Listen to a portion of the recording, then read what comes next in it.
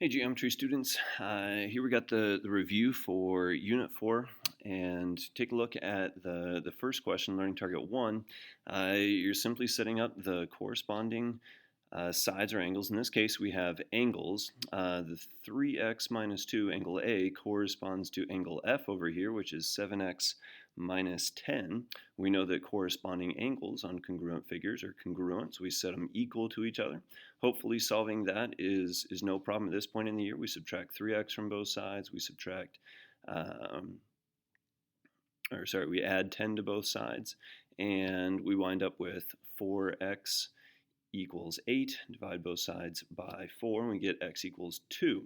But of course, then it says find the measure of angle E. Well, there's nothing here for E, and so we would need to, well, E corresponds to angle B. So if we plugged in 2 for x, here we'd get 80 degrees for angle B, but since B and E are corresponding, we know they're the same, and so angle E has to be 80 degrees.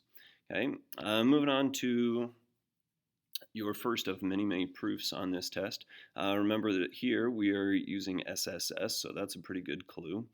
We've been given that AB and AD are congruent, and also that C is the midpoint of BD. You have to prove that the triangles are congruent. Well, we've got the given.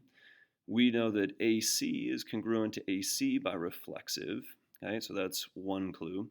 The second clue, obviously, being here in the given. The third one comes from the definition of midpoint. We know that BC is congruent to DC, and so that's our third thing. And of course, we now have side, side, side, and so the triangles are congruent. Moving on to learning target 3. Here, we've been given that E is the midpoint of both AD and BC. So that is going to lead us to see that BE is congruent to CE. That's the first clue. The second clue, also using the definition of midpoint, would be that AE is congruent to DE. And also, again, definition of midpoint.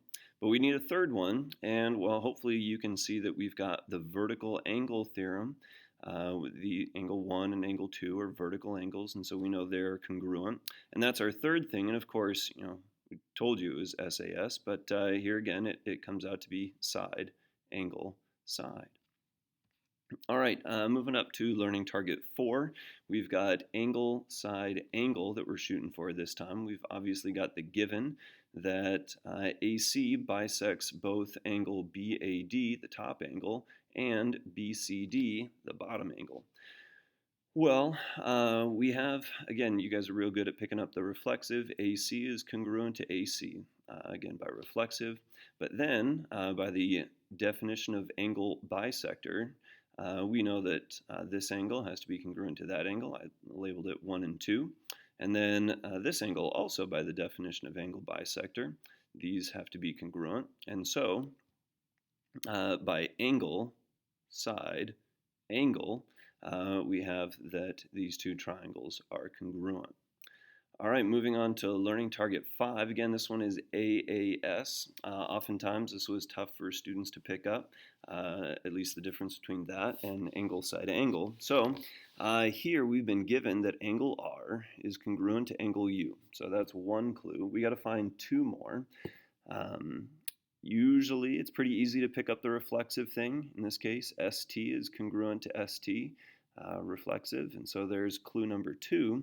Remember that multiple times throughout this unit we said if you have been given parallel lines, which we have here, RS is parallel to UT, then you should be looking for things like corresponding angles congruent, alternate interior angles congruent, and of course that showed up again here. So angle 1 is going to be congruent to angle 2 because these are alternate interior angles of parallel sides. And so that's my third and final clue. And again, looking at it, it's angle, angle, side. And that finishes off learning target number 5. All right, learning target 6, using the CPCTC. You can see the difference here. Instead of proving that triangles are congruent like all the rest, now I'm proving that sides are congruent. that BE is congruent to CE. Well, before I use CPCTC, I have to say that the triangles are congruent. The order definitely matters in that case. And so I've been given two of my clues. AE is congruent to DE, and angle A is congruent to D. So I got an angle and I got a side.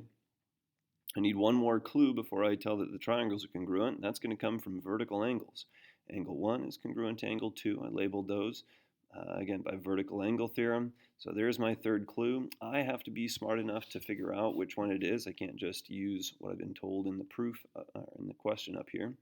And so I've got angle, side, angle. I got the two angles, and then the side is in between. So this is angle, side, angle. That lets me know that the triangles are congruent.